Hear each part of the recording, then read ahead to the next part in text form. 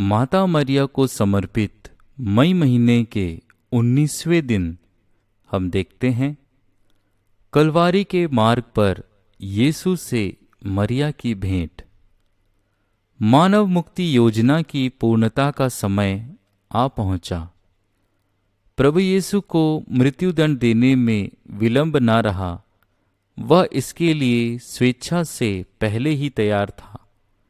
प्रभु यीशु ने स्वयं अपने दुख भोग की तीसरी भविष्यवाणी द्वारा 12 शिष्यों को अलग ले जाकर उनसे कहा, देखो, हम यरूशलेम जा रहे हैं। मानव पुत्र के विषय में नबियों ने जो कुछ लिखा है वह सब पूरा होने वाला है। वह गैर यहूदियों के हवाले कर दिया जाएगा। वे उसका उपहास करेंगे, उस पर अत्याचार करेंगे और उस पर थूकेंगे, उसे कोड़े लगाएंगे और मार डालेंगे, लेकिन तीसरे दिन वह जी उठेगा। ये सब बातें सच निकली। अब सबसे बड़ी घटना शेष थी, क्रूस पर मृत्यु का बलिदान। शुक्रवार का दिन था। प्रभु यीशु के कंधे पर एक भारी क्रूस रखा गया। उनके साथ 2 कुकर्मियों को भी प्राणदंड के लिए ले जा रहे थे। भीड़ जमा हो गई थी। भीड़ मन ही मन सोच रही थी कि यह क्या हो गया। इतने बड़े महात्मा को मृत्युदंड का अपराधी कैसे घोषित किया गया? उसे घोर पापी क्यों और कैसे ठहराया गया? जिसने मुर्दों को जिलाया वह स्वयं मृत्युदंड क्यों भोगेगा? वह जरूर कोई चमत्कार करेगा। प्रभु यीशु क्रूस उठाए चला जा रहा था। पिछली रात को भयंकर सतावट के कारण उसका शरीर थककर चूर चूर हो गया था। क्षण प्रति क्षण पीड़ा, भूख, प्यास, व्याकुलता एवं शारीरिक दुर्बलता बढ़ती जाती थी। वह बड़ी कठिनाई से क्रूस लेकर अपनी यात्रा पूरी कर पा रहा था। अब आगे बढ़ना उसके लिए असंभव सा लग रहा था। निर्बलता, थकावट और क्रूस के बोझ के कारण वह चक्कर खाकर भूमि पर गिर पड़ा। फिर भी उसे आगे बढ़ना ही पड़ा। राह में उसे आभास हुआ कि उसकी दुखित माता उससे भेंट करने आई है। उसने अपनी माता की ओर दृष्टि फेरी। माता की आंखों से आंसू की धारा फूट पड़ी। उनकी दृष्टि एक दूसरे के लिए दुख की तलवार सी थी, जो उनके प्रेम में हृदय को छेद रही थी। नबी सिमियोन ने यह भविष्यवाणी की थी, देखिए, इस बालक के कारण इज़राइल में बहुतों का पतन और उत्थान होगा। यह एक चिन्ह है जिसका विरोध किया जाएगा। इस प्रकार बहुत से हृदयों के विचार प्रकट होंगे और एक तलवार आपके हृदय को आर पार बेधेगी। सिमियोन की भविष्यवाणी भी पूरी हुई। प्रभु यीशु पर ढाए जा रहे अमानवीय यातनाओं को उसने चुप रहकर सहा।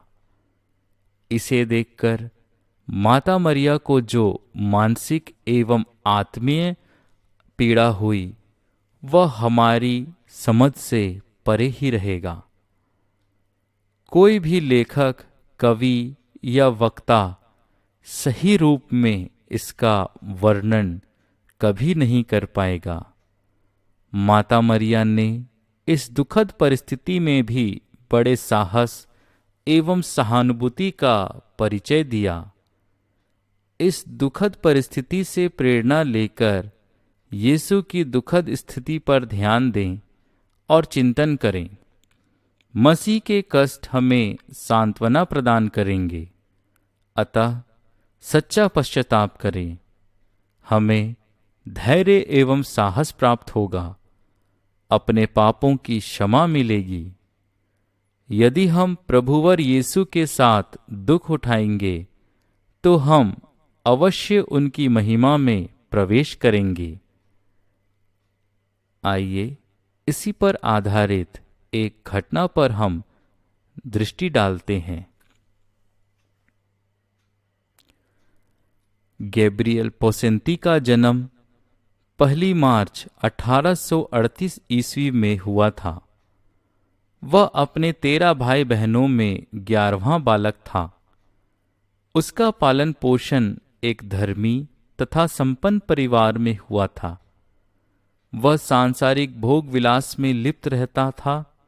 इसी कारण जब उसने अपनी इच्छा प्रकट की कि वह अपनी शिक्षा पूर्ण करने के पश्चात पेशनिस्ट धर्म समाज में ईश्वर एवं मानव समाज की सेवा हेतु प्रवेश करेगा, तो उसके साथियों तथा गुरुजनों को उनके इस कथन पर विश्वास नहीं हुआ। परंतु जब उसकी शिक्षा समाप्त हुई तो उसका कथन सत्य सिद्ध हुआ। उसने बाल्यावस्था से ही एक अच्छी आदत अपना ली थी। वह प्रतिदिन यीशु और मरिया के दुख कष्टों पर मनन चिंतन किया करता था। यही कारण था कि वह धार्मिक जीवन में भी रुचि लेता था।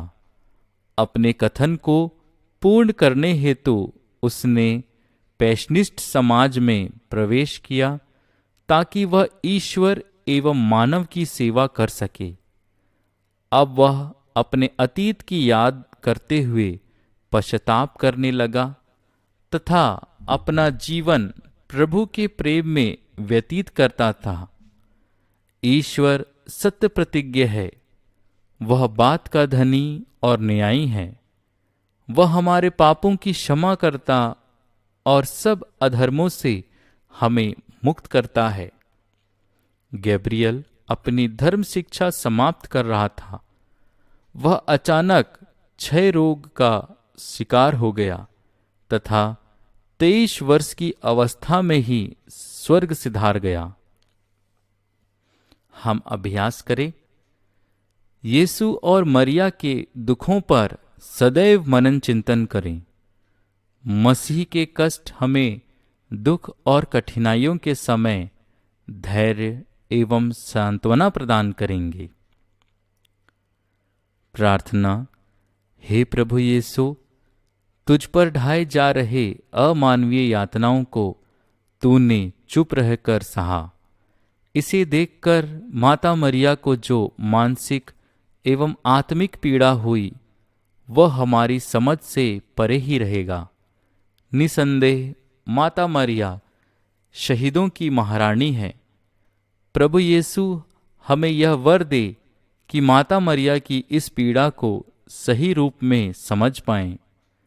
जिस प्रकार माता मरिया ने तेरे शारीरिक, मानसिक एवं आत्मिक पीड़ाओं में तेरा साथ दिया और हिस्सा लिया, ठीक उसी प्रकार हम भी करते रहने की कृपा प्रदान कर।